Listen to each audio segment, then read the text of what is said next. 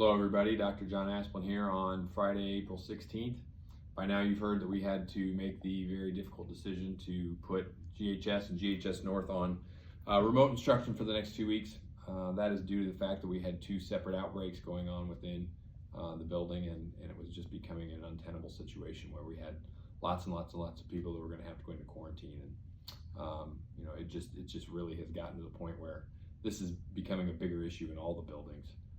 As it stands right now, we don't have any of the other buildings on remote instruction, but it could happen at any time because the rates of infection are going up.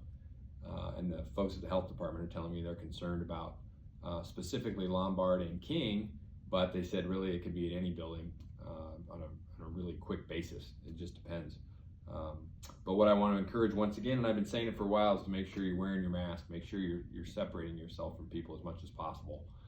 We know that's where this is coming from, where people are ignoring the guidelines and going places and doing things that are outside of the guidelines and being unmasked and traveling to places that aren't necessarily following these guidelines.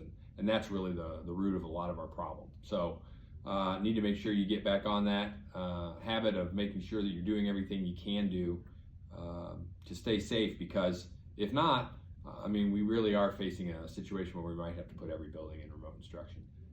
And I want to make sure you hear what I'm saying, because I know in the past I've said things like we might, and then it's been interpreted as we are. I'm telling you right now, we are not putting the other buildings in remote instruction, but if things don't change, we could be doing that next week. So right now, the high school will be on remote for 2 weeks in GHS North. We've set up remote food site at Nielsen for lunch. You can still pick up breakfast and lunch at West Circle Drive at the high school. And we'll be following the regular schedule at the high school. So if you have any technology needs or whatever, make sure you're calling the building and you're asking for help getting what you need. We're here to help as much as we can. And hopefully after 2 weeks, we're right back here going, wow, it was great. Infection rates are down. We're back in school. Everything's good. But that's going to very much depend on everybody's assistance. So please do what you can to stay safe and to keep the spread from going anymore, because we all need to get our kids back in school all the time. So it's a beautiful day outside. Hope people can get outside and enjoy it. And hopefully next week we'll see better days and have dropping infection rates.